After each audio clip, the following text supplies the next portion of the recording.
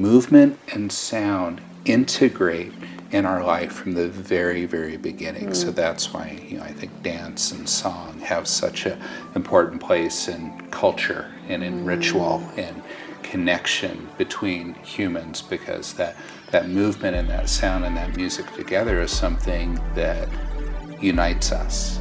Welcome to Radically Loved Radio. I am your host, Rosie Acosta, yoga teacher and teacher trainer, mindfulness coach, speaker, and creative writer. I am also the founder of radicallylove.com, a website where you can go for more information about yoga, mindfulness, meditation, and lifestyle advice. On this podcast, we talk to people within our health and wellness community that are creating content through the ritualistic practice of yoga, meditation, or overall mindful living. We hope to create value in your life so that you can achieve your highest potential and live a radically loved life. To stay in touch with us, just follow me on Instagram and Twitter at Rosie Acosta and on Facebook at Radically Loved Rosie. You can sign up for our newsletter on radicallylove.com to stay up to date on future workshops, retreats, and latest podcasts. I think even after having 250, almost 300 episodes in, I still have these moments of feeling like I don't know what I'm doing. And it's okay. I don't put too much pressure on myself for not, but there has been moments where I think back to interviewing really notable people and I forget to hit record. Tori was just here setting us up and he's so that was an inside joke. Oh yeah, for sure. I won't share who the person was, but let's just say he was somebody, everybody's noteworthy, right? But this is somebody that's really well known in the spiritual space. And I didn't record the first 30 minutes of the interview. Yeah. You chose the right person, right? Because they could be okay with that.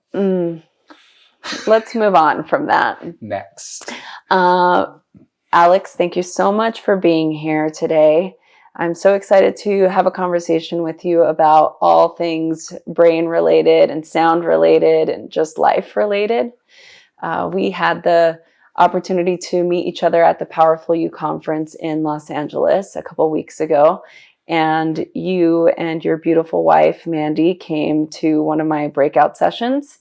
And it was awesome to get to, it's funny because when I was there, I just kind of locked into you guys. And I'm really sensitive to people's energy. And you guys just really struck me as good-hearted people. And it could just because you guys were both smiling, and I'm just like, oh, they seem really cool. And then you guys came to talk to me afterwards. And I'm like, oh, Alex. Then I realized that you're the shizzy. And I was like, okay, Alex is awesome.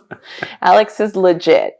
So yeah, and I'm sorry I didn't, get to stay to see you. It would have been really cool to stay and watch you speak and all of that. But anyway, In the interim of that, I became very familiar with your work and what you do. And it's definitely something that I've always personally been fascinated by and something that I think my audience would really benefit from learning about. So welcome. Thank you so much for having me in this beautiful home. And it was so great pulling up and seeing you at the front door with Chewy to greet me. Your greeting committee. We're just welcome. Was awesome.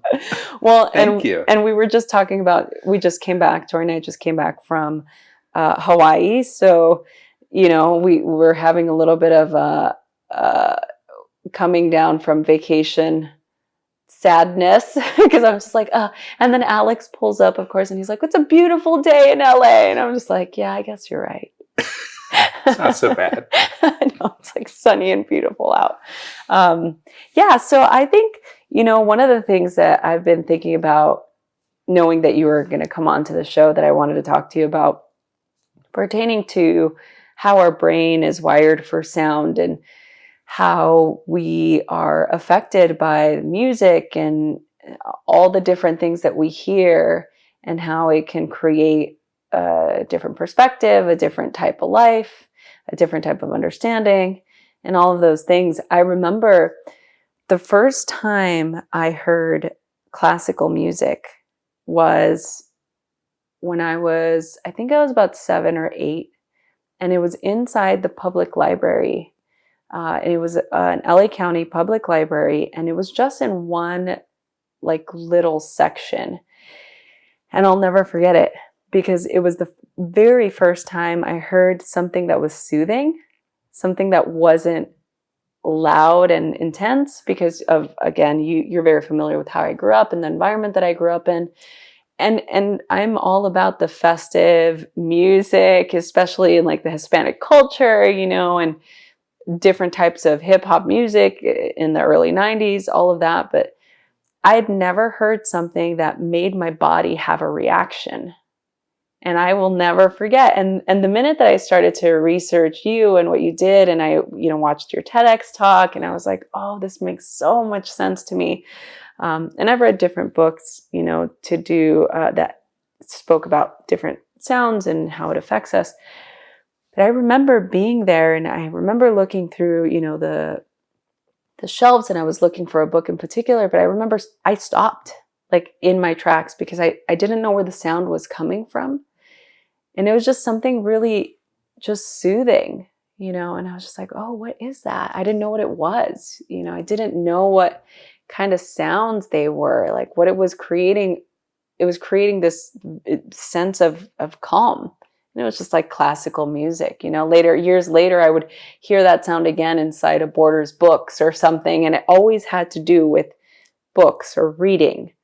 So that was the correlation I made. And then when I discovered I could actually buy classical albums and soothing music, then I started to get more into it. So I'd be so curious to know what that piece was. Do you know? I don't. I don't. I think that it definitely was cello related, because when I listen to any type of classical music that has the cello in it, it creates that familiarity. So, and I don't know for sure, but I feel like that's the only thing that I found. A couple of pieces by Adam Hurst. He's a cellist in Portland, Oregon. And for the people listening, especially if you're a student of mine and you've ever gone to a class of mine, you've heard his music because I play it during, the cool down or in the beginning during a warm up. But I would say that that's the most akin. So I'm happy to send it to you so you can tell me, maybe you can find the inspiration for it or where it comes from. You can say, oh, this is actually from this. I'd love to hear it because the cello kind of is deeply haunting, but in a really beautiful, rich way. Yeah. Right? And it's heavy. Yeah. That's so interesting. I didn't even think about that. It is. And, it's fascinating how, this memory that you have, this association of that first experience and that kind of place association and space with books and what that brings up. And I'm sitting here in your room looking at the books on the shelf and you should see thinking this shelf about here. Right. That's part of you and part of who you are. And, music is so uniquely human. I say that saying it does touch plants, it does touch animals, but music is something that is within us. We create with our own voice, right? Within the rhythm of our own lives, and we're really wired for sound. So if we look at prenatal development, that the earliest senses to develop are movement, in our vestibular system, which is part of the inner ear in the brain, and sound and hearing. They're very closely linked. So movement and sound integrate in our life from the very, very beginning. So that's why, I think dance and song have such an important place in culture and in ritual and connection between humans, because that movement and that sound and that music together is something that unites us and connects us all. So, and it touches us on such a deep level, going back to your experience of that one piece of music in that moment, you still remember it in vivid detail today, which kind of tells us about the importance of this stuff, right? Yeah, it does. And it's not something that I've thought about, and I'm 36, like I've not thought about that. It's one of those kind of mundane thoughts that just come in that you just have an association to it, but you don't really analyze it too much until I started to look into everything that you teach and everything that you've studied. Like that makes so much sense, and it's just fascinating. I'm always so fascinated to see how science is discovering all of these new ways that we can understand ourselves on a deep level. Oh, and it's fascinating, right? Because these brains that we have are trying to deconstruct themselves and have understanding. Yeah. Right? If you just stop and think about that for a moment. That is crazy. Right? It's the brain trying to understand itself. Yeah. And it's just so profound. Yes. Right? So what's the meaning? What's the greater purpose? Well, in saying that, to me, I always bring it back to the yoga, to the yogic philosophy, because part of why we practice yoga or meditation or any type of esoteric practice is to get to this place where the soul wants to know itself, right? It wants to recognize itself. It wants to realize itself. And so it's the same thing. We're trying to deconstruct something to understand it.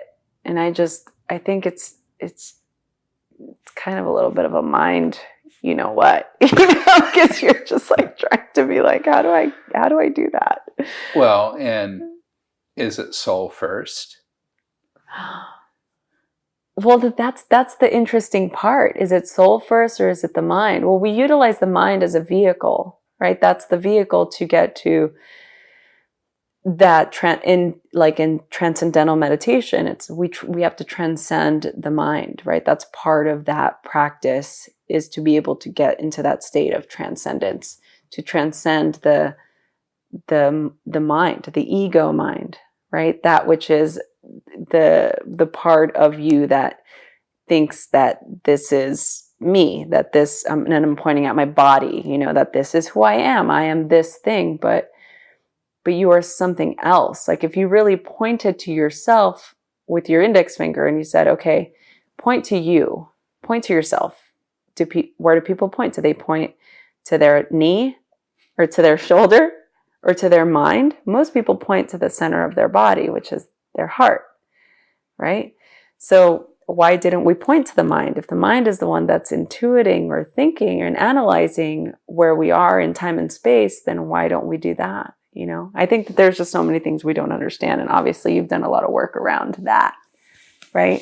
Well, it's funny because as you, go kind of to the chest and you're actually in a way pointing to the vagal nerve, right? So you've got this 10th cranial nerve that is connecting the brain to all of our major organs except for the spleen. And that is the communication highway between our feeling brain, right? So you have the gut brain, which has over 100 million neurons lining it, that it's its own separate thinking thing within the gut that first informs what we think. We feel, then we think. And if we responded more to what we felt than what we thought, I think we'd be in a much better place. Such a quotable moment, Alex. That's so great. You're so right. So what got you started into embark on this epic journey on wanting to discover how sound relates to our humanistic being? The Cliff Notes version is third generation in a family in the brain field.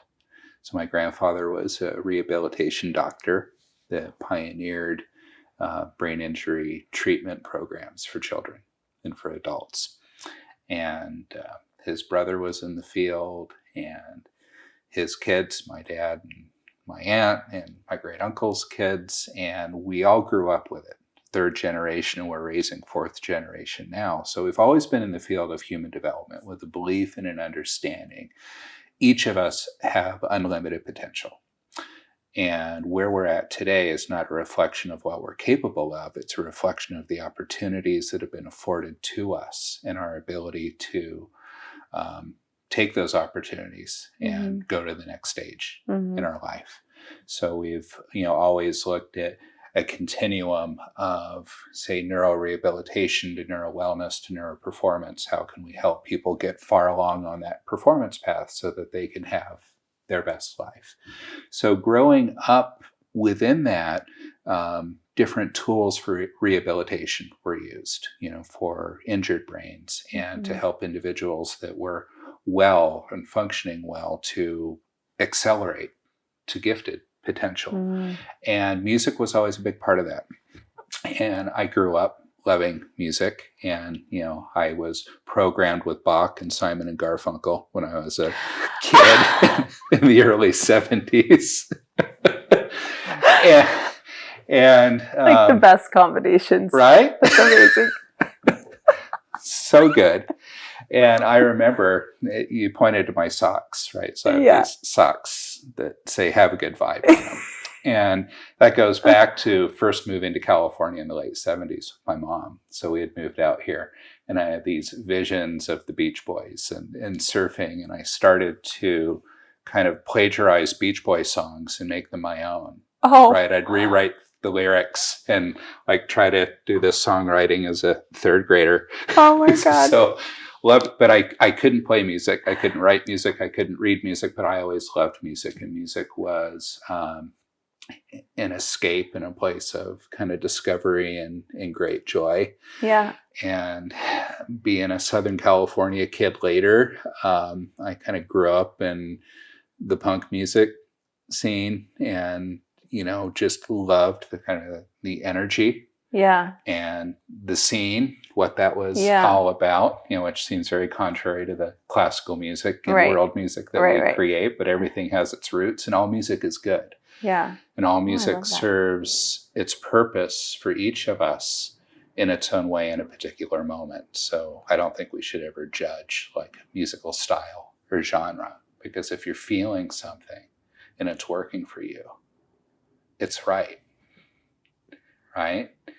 So I formally got involved in researching therapeutic music with clients, with patients of my fathers and grandfathers, and began creating home programs, right, using therapeutic music for individuals who had special needs, but also adults that had stress issues. And we're trying to optimize their performance and just experimenting with different techniques and technologies. And in the late 90s, started a company called Advanced Brain Technologies to actually create, arrange, produce original therapeutic music protocols that people wouldn't use just randomly and for entertainment, but really with the intentionality to shift their brain and to shift their life. And,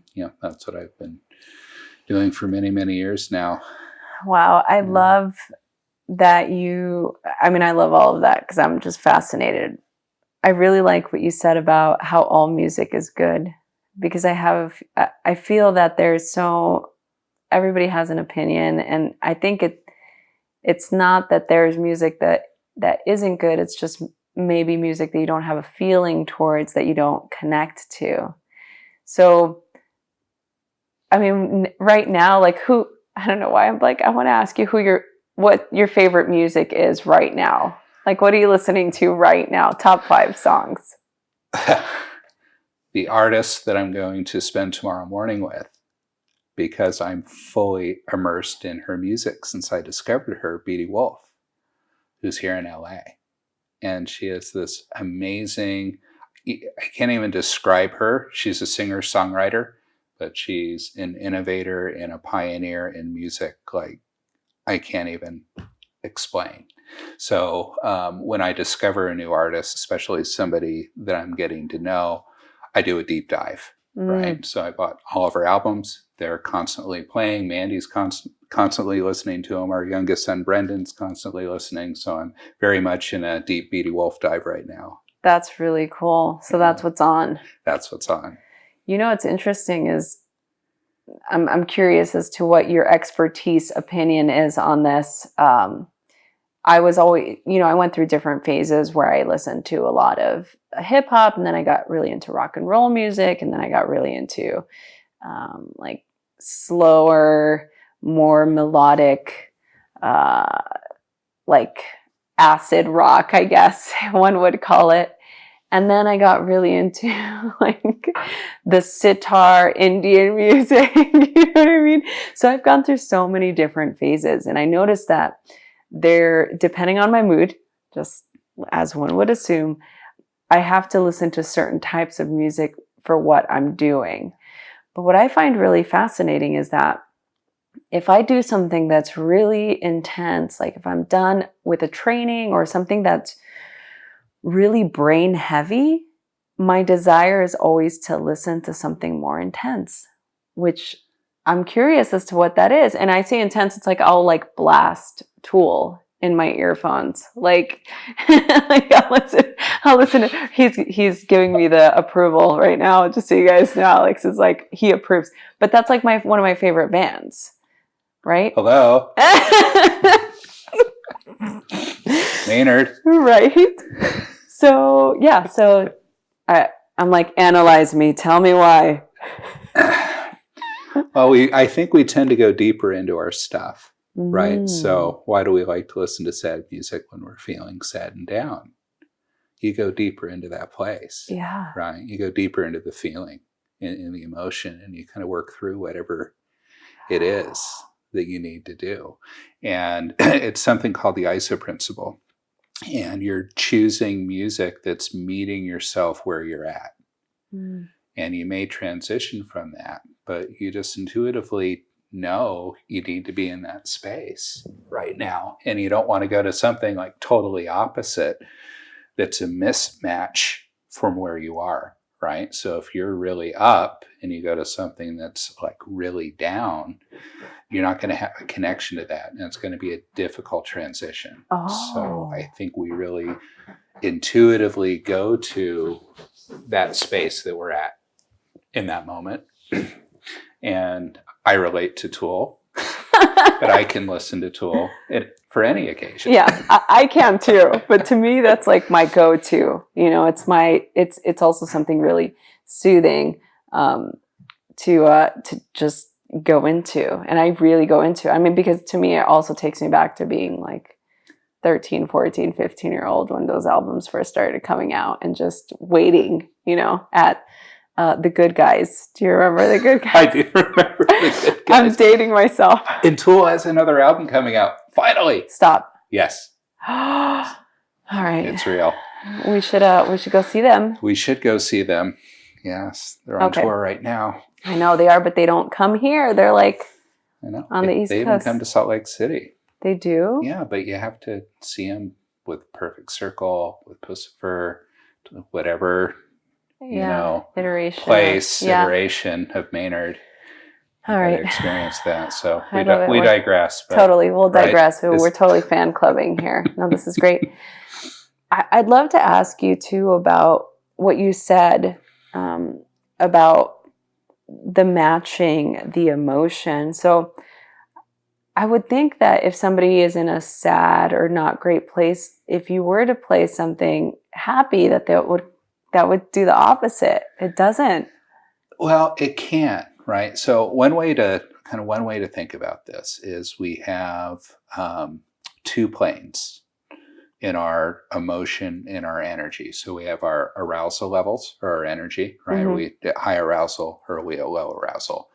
And in our mood, are we in a happy place where we're feeling pleasant, or a sad place where we're unpleasant? And we look at the relationship between arousal, high or low, and pleasant to unpleasant. We kind of place our feelings, right? I feel this. And in that feeling, I'm going to be somewhere on this quadrant, right? Of high positivity, right? High energy positivity, high energy negativity. Like I'm anxious, I'm really, really joyful, Oh. right? I'm Mm-hmm. calm, I'm depressed.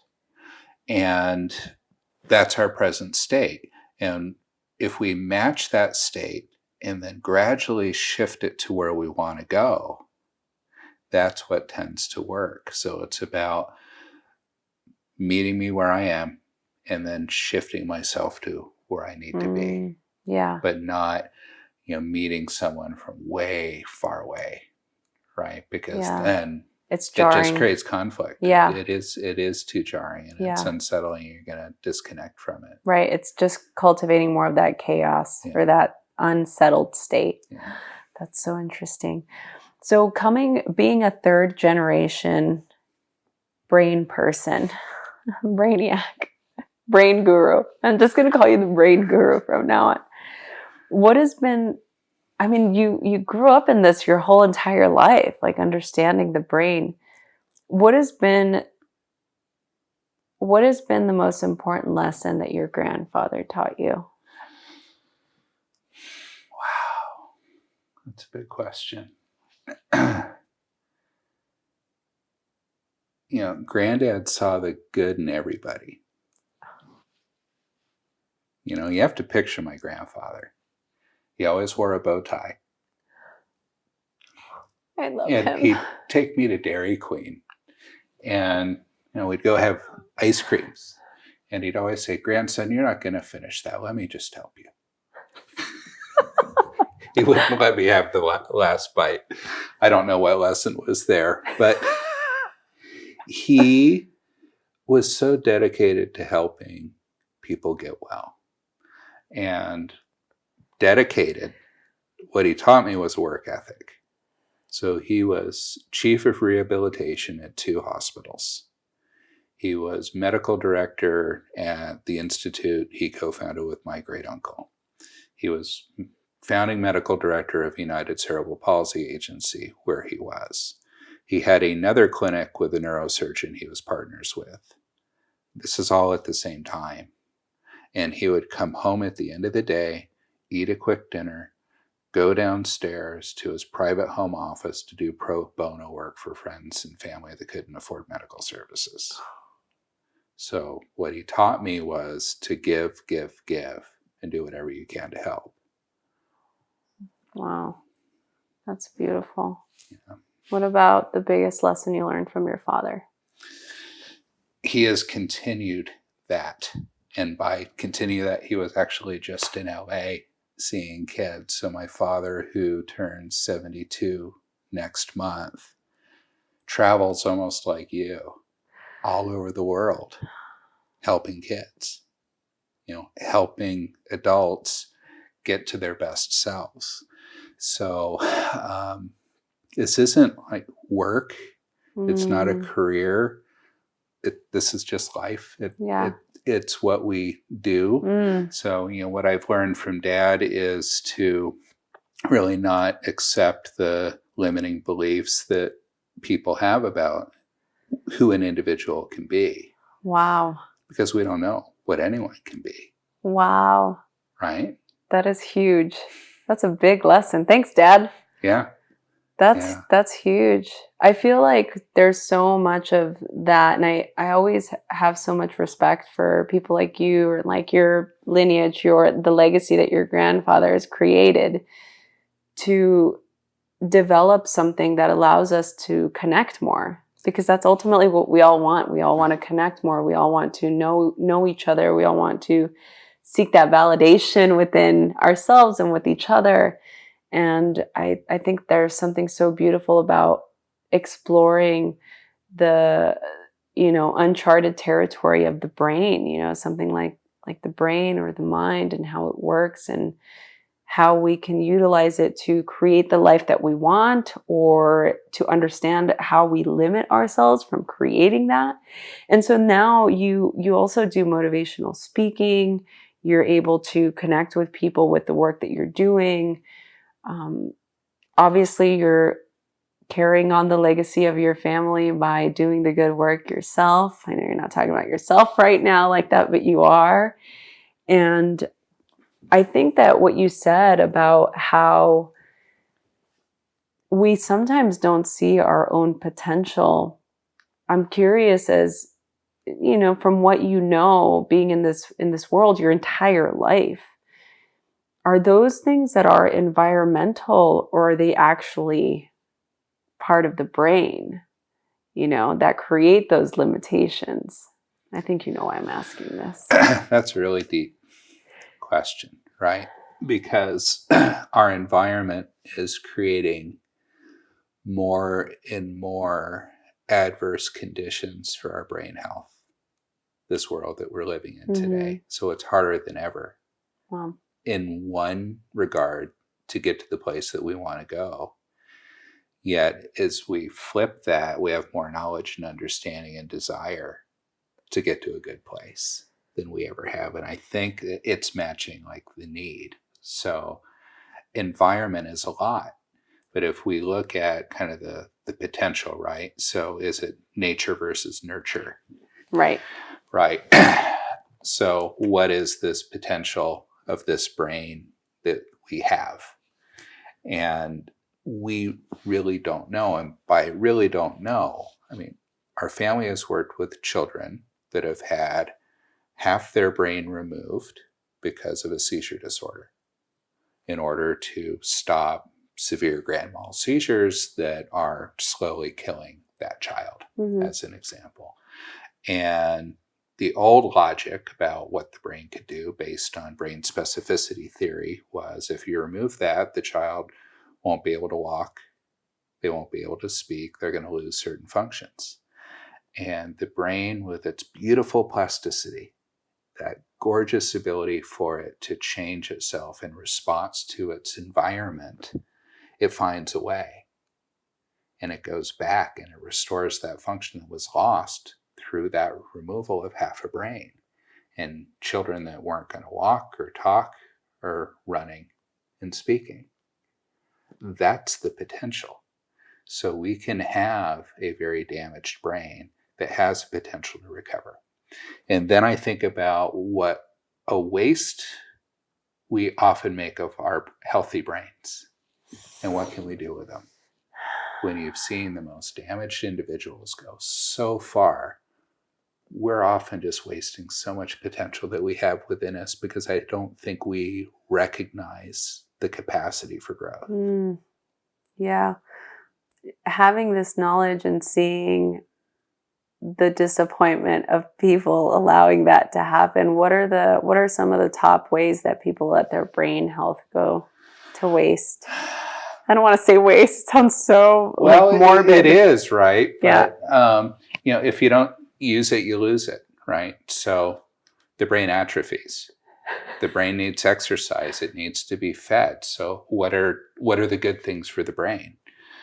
Exercise is essential. Sleep is mandatory. Learning stress resilience techniques to manage our stress. Consuming food, not garbage, right? So less packaged food, more whole food. 7 to 8 hours of sleep a night. Using techniques like yoga and meditation to manage our stress resilience. Getting sufficient exercise in our day. Taking downtime, not allowing ourselves to go to burnout. Keeping our phones, our screens away. I mean, our constant distraction that we have in our lives now with our mobile technology and our social media feeds and all that, which, we all utilize as part of the work that we do, because it's a means of communicating and connecting to others. But when it becomes a means of distraction and entertainment, it can become very debilitating for us. Yeah, I want to ask you about that, because it's definitely a huge distraction. It's sad for me to, I'll if I'm going to run an errand, I usually will leave my phone. I don't take it. I usually I'll go out, I'll do my errand, or like Tori and I were just in Hawaii. We'd go out to dinner, we'd go out breakfast with friends, and it would just it would stay. I'd leave it in the hotel. Like, I don't need it. I want to be present, especially our last day. I was like, I don't want my phone. I just want to be able to enjoy this moment. And it's sad to me now, the more and more I go out and I see people, in line, on their phones because they don't want to be bored. It's like every single second is being filled with something, some consumable something. Back in the day, when I would come down, before I lived in Hollywood, before I moved out to Hollywood, and I was still a teenager, I'd take the bus down to Sunset and, hang out with my friends. And we would, walk down the Sunset Strip, and we'd walk all the way down to the Griddle, which is like a famous breakfast place. Back in the day, we'd go wait in line, and you would just meet all kinds of fun people. Because if for those of you who have ever been to the Griddle, it's a wait. Like, you go there for breakfast, there's no reservations. You go and you wait in line. And we would meet so many people, and you'd make friends, and you'd meet people from all over the world. And back then, I hadn't traveled. I hadn't left LA, so it was fun for me to hear people with different accents. I'm like, where is this place? Where are they from? And you would just meet people. The other day, I was driving down. I was going to the gym, and I drove by, and I stopped right there, and I'm just like looking. Every single person was on their phone. Everybody. And it was just quiet. You could just hear it was just quiet. And it felt so strange because I went right back to that memory of these people could be standing next to each other, making a new connection, making a new friend, even making a new contact. Let's be honest, you're in LA. Like, you're not utilizing the fact that you're standing next to somebody that could potentially be somebody that could hand them your screenplay. Right? And it's, one of those things that I feel like we're losing because we're so distracted all the time. So I love that you're saying that, because I'm curious as to what you think the remedy to that is. Stop. Well, it's an addiction, right? So, we're going for the likes. We're going for that constant feedback. And it's feeding this dopamine reward network in the brain. The same thing that cocaine, that sugar, pornography, whatever your drug of choice happens to be, it's feeding that same reward mechanism. But you can get high on exercise, you can get high on music, you can get high on feeling good and doing positive things. So I think if you can begin to shift that drug of choice and to do something positive for your system so that reward is benefiting you rather than deteriorating you.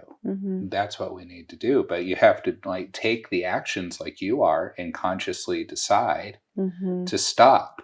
I noticed that we both intentionally had our iPhones turned upside down with the screens down while we're here and away from us. Yeah. So that distraction isn't there. But, so often people want to even check in the moment of a conversation to see what's going on. And we're lacking presence. And I think there's serious harm there, right? Because we're not being present for ourselves. We're not being present for our children, for our partners, for our coworkers. And this constant distraction is causing miscommunication. It's having an impact on relationships. Yes. And I think a lot of what we're seeing going on in our world today, could be improved just by some simple presence and active listening. Yeah. Oh, right? Preach. And eye contact. Yeah. Well, that's the thing. How often do people get to do this? How often do people actually get to go? That's why I love doing live events, because it's my opportunity. If I do a retreat or a workshop or a training, I get to go see people, look people in the eye, see their reactions, touch the human being as opposed to liking something, a click, It is different. It creates a different sense of connection. And I feel that that's part of our innate mechanism to cultivate that fulfillment within ourselves. It's something that we need. And I feel like a lot of people don't even realize that that's what's missing in their life. if you think about it, I was talking to one of my students while we were in Scotland, and part of what was creating this level of disconnection for her, and even a deep level of sadness, is that she wakes up, she goes to her work, she's surrounded by a cubicle, doesn't have any communication with the outside world, works like a 12-hour shift, comes home to her partner, does the same thing 5 days a week. And there's no time for even making friends or having plans. It's like, this is her life. And of course, that's going to create a level of discord and a level of disconnection and a level of sadness and just a sense of not mattering in the world because you're just so disconnected. Not that any of that is true, but we've created this society where this is part of the norm. People have to do what they need to do to survive. It's not like you can be like, oh, just quit your job and find something more social. That's not an option for some people, unless they make a mindful, conscious decision to do that. But I feel like there has to be a way for us to break that cycle, to be able to connect more on a human level and not distract ourselves with technology or things that aren't really going to serve our highest good. Although that I am a fan of technology because you can connect with a lot of people and there are really helpful things out there. But I feel like it's just with everything, too much of something is never good.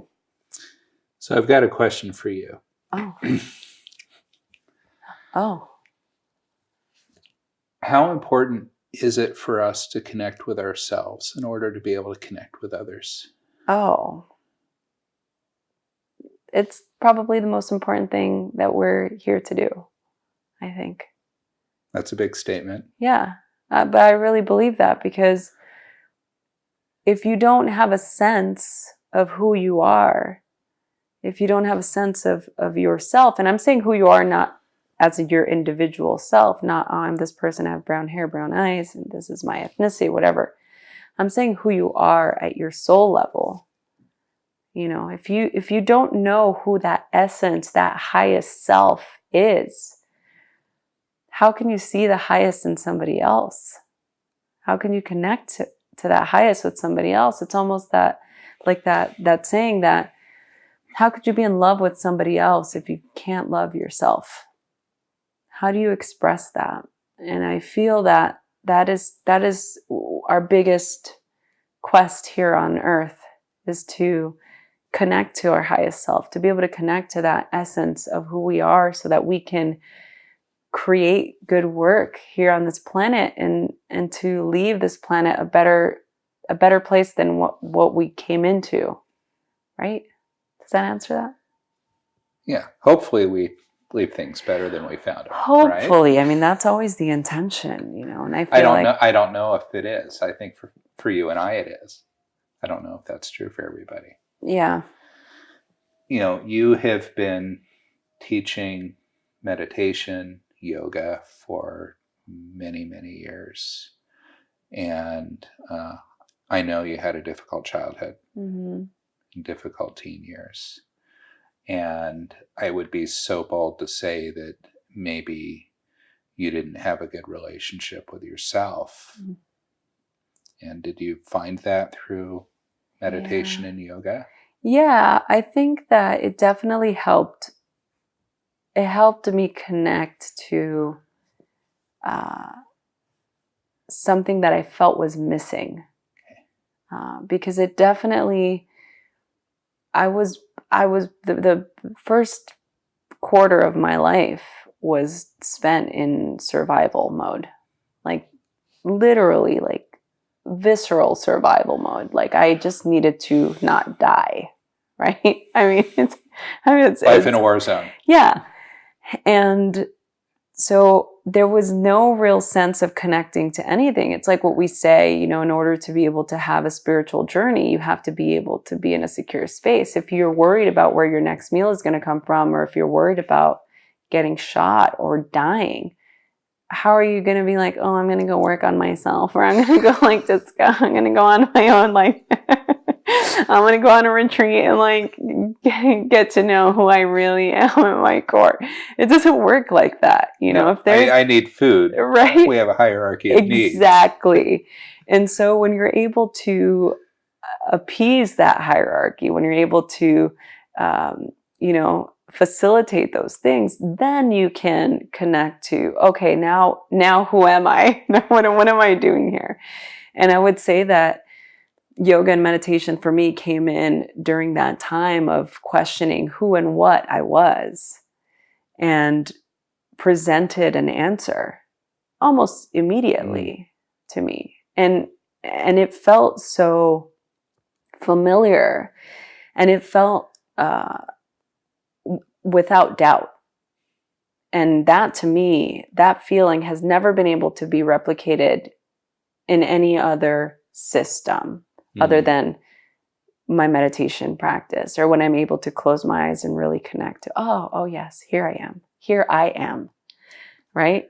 There she is, and in a time in my life where there was so much chaos and so much uncertainty, I didn't need it in that moment. In that moment, I felt safe, completely secure, completely grounded. And not only all of those things, but also so full of hope and open to dreaming, and felt the potential, and actually felt like, oh, there is a future. I have a future. Like, there is something else. There isn't just this life. There is something bigger than me. There's something that I might not even see, but I'm really excited about, and I don't even know what it is, And I feel like, for other people, for some people, it's maybe a connection to their religion or their spiritual practice or music or, just being out in nature. But for me, what was able to do that was just being able to sit in silence and observing that essence or thing that was watching my mind think. Yeah. That's my answer. I'm sticking to it. It's a good answer. So in this, frenetic world that we're living in, we touched on this earlier a little bit. How interesting is it that yoga and meditation have so become part of popular culture? Mm-hmm. Why do you think that is? What's happened? Oh, well, I think people are unhappy. I think people are unhappy, and I think that they are in the search for fulfillment. I think there's a lot of people out there who know that there is something innately amiss, and they are looking for how to restore themselves back to health. I think that's why. And I love it. I think I do have, some of my fellow comrades or, co-teachers out there who feel a level of disdain with all of the different types of iterations of yoga and meditation and all these different things. And I can see that, as somebody who comes from a lineage, I study with a teacher, all that good stuff. But I see the bigger picture, and I feel like it doesn't matter how it comes. People are looking for it. Let them enter the gate how they may. It's like you said about how all music is good music, right? And I agree. It's like with all yoga, all meditation is good meditation. All yoga is good yoga. However it comes, however it shows up for you, it's there for a reason. So invite it in, let it in, just be open, So I think it's great. It's funny. I just actually had a call with one of my students. We were laughing because he was saying, and I hope you're listening to this, you know who I'm talking about. He always listens to the podcast. I hope that you send me a text message after you hear me call you out. He's always saying how, he's like, you're always saying everything's great. you always say everything's great. Something bad happens. I'm like, that's great. Something good happens. That's great. I'm like, because everything is great.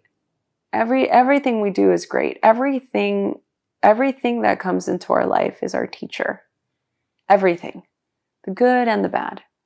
So how do we become open to that and let those lessons in?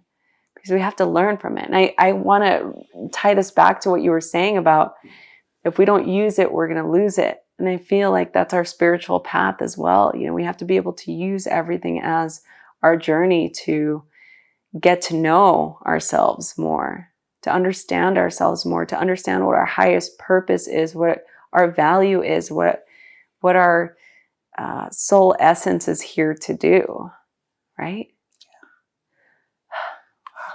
Obviously, we can talk about this forever. Don't get me started. Well, it's good to get you started. Good things come. So, and I hope this isn't unfair, but you're public about this. You had depression and anxiety when you were younger. And all things are good. You not only have a practice of yoga and meditation, you teach the teachers. Mm-hmm. There ever times for you that those symptoms and things come back and confront you? Oh, yes. Oh, yeah, for sure. Even now. Yeah. I think it's one of those things that you make friends with and you adapt and you find the remedies to them at whatever point you are in that moment. For me, the remedies have changed over the years. Back when I was a teenager, it was medication and it was self-medicating and it was like prescribed medication, and I was able to utilize different types of modalities and get off of all of that and use all of the list that you gave about eating whole foods and sleeping and meditating. I was able to do that prescription that really worked for me. But I think that now when it comes up, it's more coming from a place of imbalance. Maybe I'm not getting too much sleep. Maybe I'm overextending myself. I'm a yes person, in case you haven't figured that out. I'm like, you got that, a little bit. I'm a yes person, and I want to say yes to everything. And I love doing what I do. It makes me happy. I'm not the kind of person that's like, oh, I have to go work or I have to go do this. I get to do this, and I love it, and it makes me so happy. My body starts to not be as happy as my mind is sometimes. My body starts to be like, hey, girl.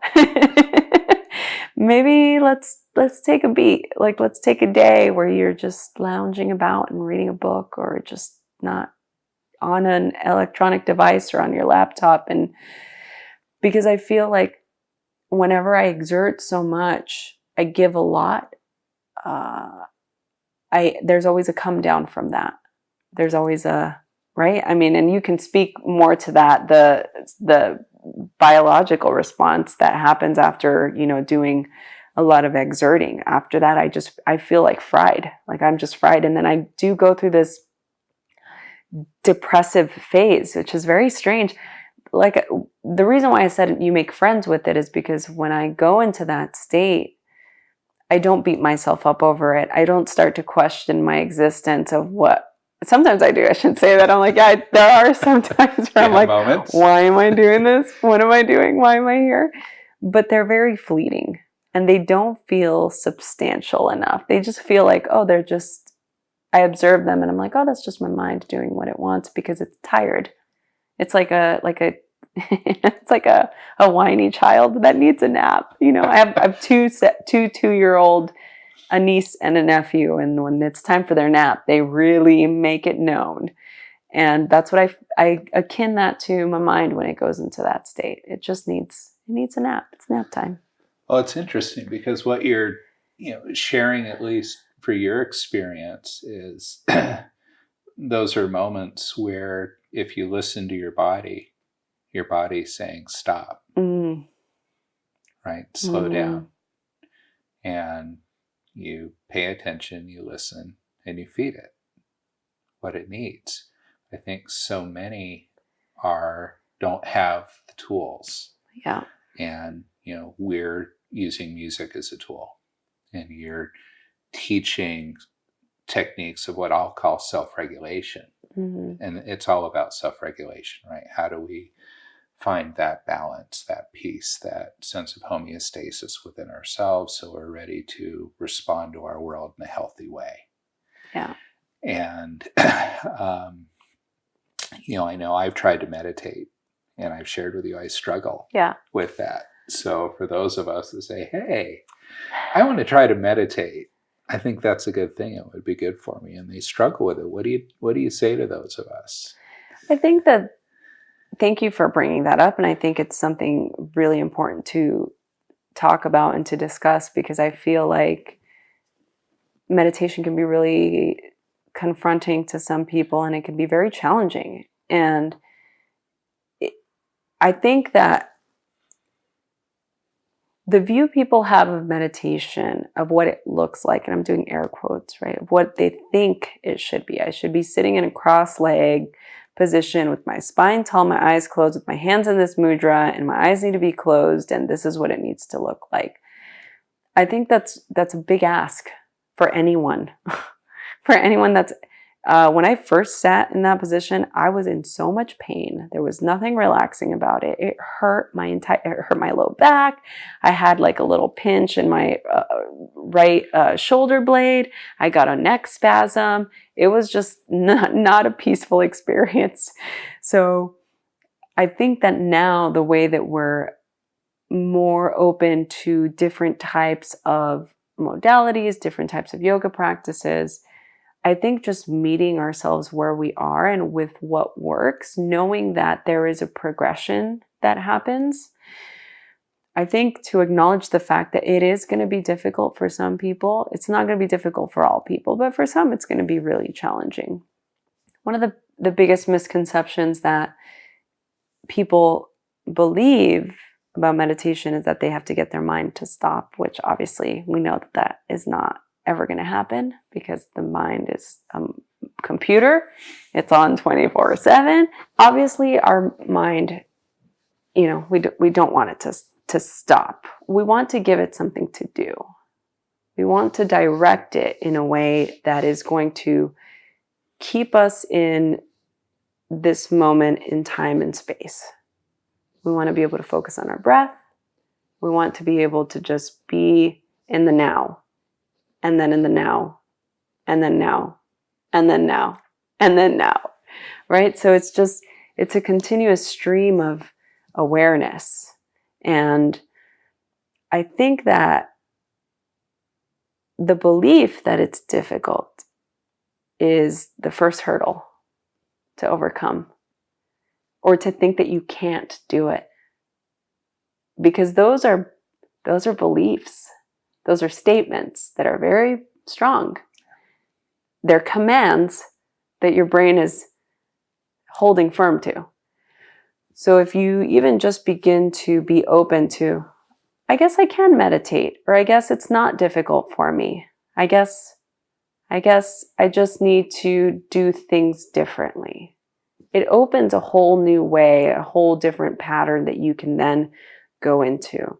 So that's one of the biggest misconceptions. And the second is how you have to be. And people think, oh, I have to sit up tall. I have to do this. I have to do that. Not true. You can lay down. You can just be in a comfortable couch and close your eyes. Let your body be in a position that feels good. Just focus on your breath. Yeah, of course, your breathing is going to be less reserved if you're sitting up tall or if you're laying down, all of those things. But just to start, just to get to the gate, to the beginning, just be comfortable, right? Comfort is the number one thing that you want to be comfortable. And then you can just begin to go into the rhythm of your breathing and just notice your breath. And you can even direct your breath, inhaling slowly, exhaling smoothly, and doing it again, inhaling slowly and exhaling smoothly. There's no rush. There's no rush. That's the thing about the mind. The mind wants to be anywhere but here. The mind wants to be anywhere but in the present moment. And if you understand that, and if you make friends with that, you can take the pressure off yourself and say, okay, my mind's other date is way more interesting than the date the brain has. So you say that. So what does it then mean to be mindful? Well, see, this is like one of those things that it can be a little incendiary for my Buddhist counterparts out there, because what we really want to do is be mindless, not mindful. We don't want to be full of mind. We want to be mindless. We want the mind to be less, right? But to be mindful, it means that I am just putting my mind into the fullness of this moment. That's what it is. So it's not, I want to be full of mind. Why would we want to be more mind? So it's presence. It's presence. Want to be present. Yeah. It's about being an acute awareness to presence. That's what mindfulness is. And so in Buddhism, it's about the emptiness, right? So here's the difference between, so my study is, and I've studied both, right? So mindfulness in Buddhism is empty. So the Buddhists want everything, it's empty, there's nothing, it's just emptiness, empty space, it's just nothingness. It's like you want desire to go away, you want suffering to go. We only suffer because we have attachment, so we need to dissipate our attachment so we can find fulfillment. And then the mission of the Bodhisattva is that you then make it your life's purpose to ease the suffering of the world, because only if the world is happy, then you can be happy, right? And so that's the journey. In Tantra, it's all about the fullness. It's everything is full. Everything is Sri. Everything is resplendence. The fullness of everything is great, right? It's just everything is full. Everything about the moment is the most. It's filled to the top.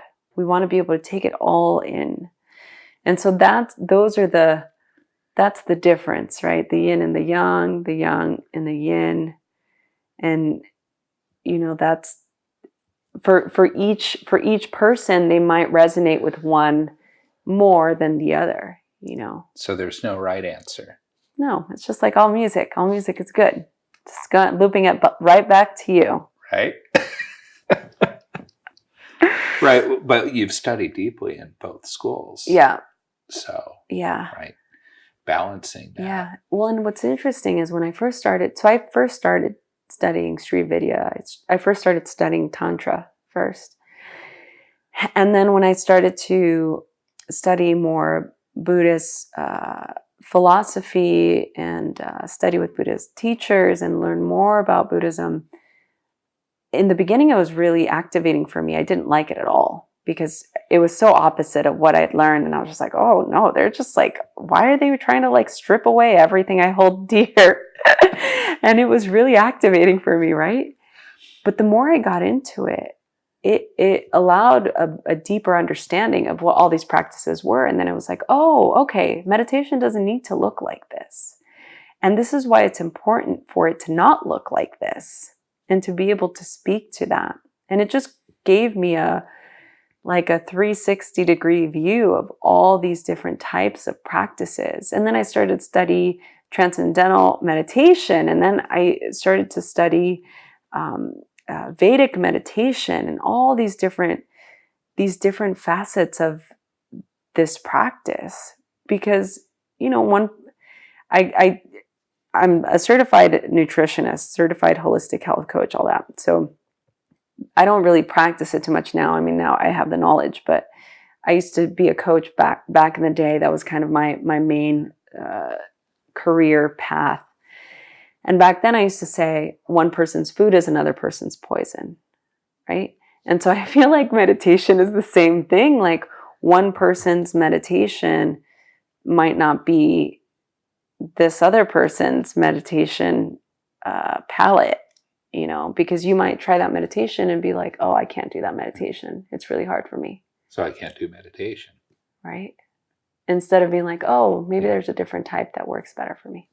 But I don't think people know that, right? Because they have that experience and they have that failure. So yeah. Well, it's just like yoga. It's just like yoga. That they might go to a yoga class that maybe the instructor didn't know how to work with beginners, or maybe it was a little too intense for them. They should have gone to maybe a beginner class or a hatha yoga class, or, and then they have this stigma now of like, oh, meditation is not for, or I'm sorry, yoga is not for me. First time I've only done one form of yoga, and it's Bikram. And I remember going to class the first time because it's, 100 and something degrees. And I love the heat, which is like great. And it's 90 minutes. Yeah. And the instructor said, your only goal today is stay in the room. That's great. That's awesome. And that was an invitation to succeed. Yeah. Right? It wasn't a high bar. Just stay in the room. Yeah. And do your best with the movements or sit them out. And that kept me coming back. Yeah. So I would invite you to do the same in your practice. It's like you don't have to do anything. No technique. Just sit there for 10 minutes. I do that. I just do it in a hot sauna. No, that's great. Yeah. Yeah. No, I just find quiet. I do affirmations. And I find a way just to be present and breathe. Yeah. And that's working. That's wonderful. And I don't quiet my mind entirely. What I find is, and this is my barometer, if I'm going through a pattern of my affirmations and I lose my place, I focus on my breathing.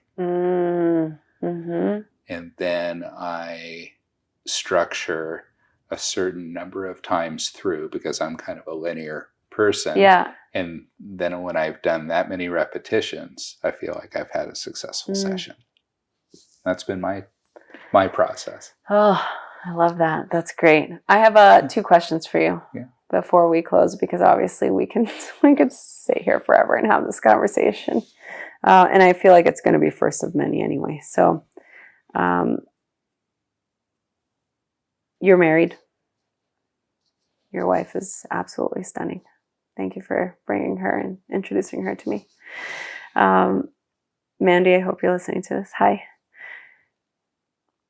Part of why I created the platform, or why I wanted to create a podcast, was to create connection. And I feel like a lot of it is revolving around just building relationships and being in a relationship.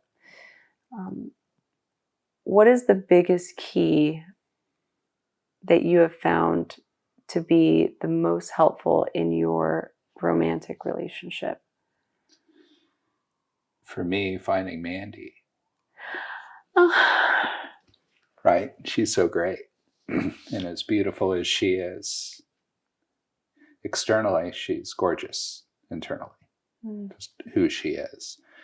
And I think she and I are so different, right? Like the yin and the yang. Very much so. Like this type A, go, go, go. And she's just this loving, caring, wonderful mother and person that everyone just falls in love with. And I think for us is that we have, 2 decades together now, and we work together, right? So this isn't just we're a couple at home. Right. Our offices are next door to each other. I mean, there's not space away, and we love nothing more than to be together. And I haven't really thought about what necessarily makes that work, except for that we each give each other permission to be our flawed selves, and just to understand that and to be patient with it. And we don't strive for perfect. I love that. There's a space for that.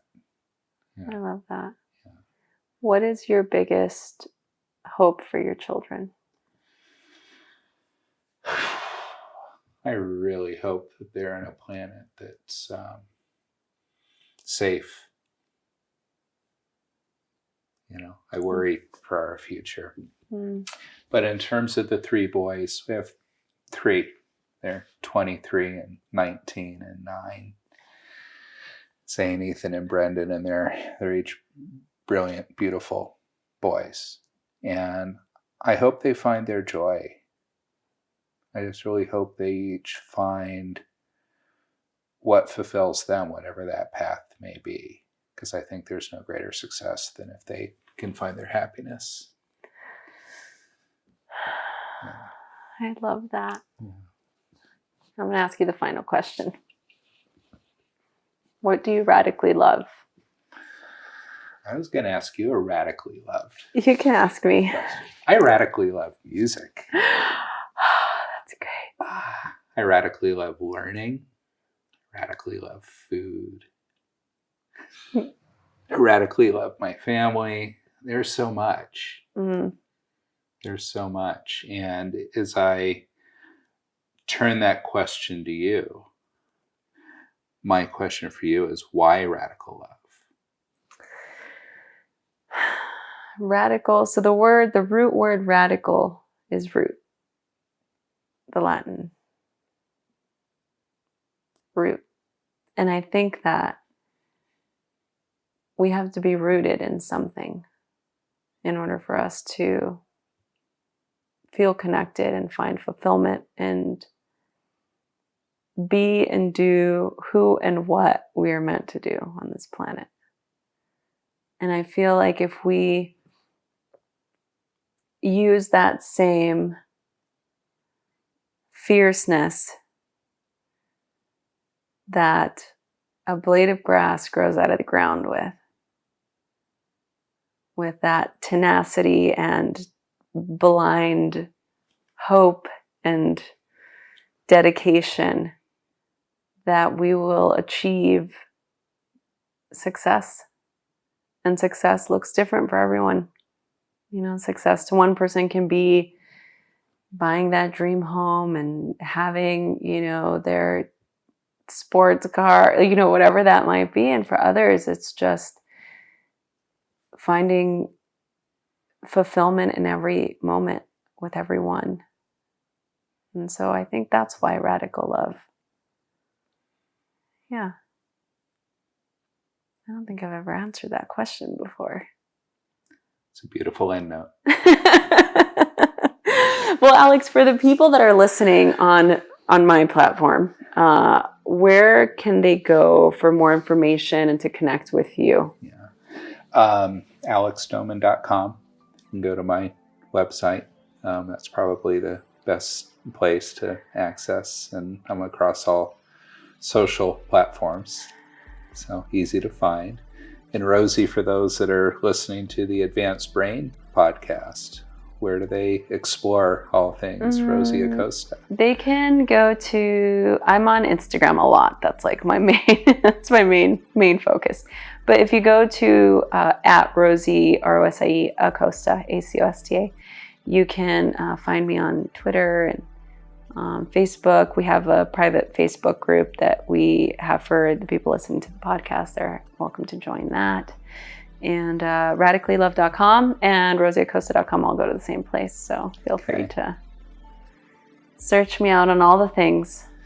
Well, thank you so much for saying yes. I know you just got back from a great vacation and yesterday, and you're just coming down off of that. So good to see you, and I think it'll be the second of many, many more conversations to come. I agree. Thank you so much as well for coming here straight from the airplane. Yeah. This is one of the perks of living close to an airport, guys, is your friends kind of have to go by your house in order to go to wherever they're going. Thank you. Thank you, Rosie. Hey everyone, I hope you enjoyed this episode. I am so excited to continue to do this. Please share this with your friends. Email us, message us on Instagram at Rosie Acosta or on Twitter at Rosie Acosta. Subscribe on iTunes, write a review.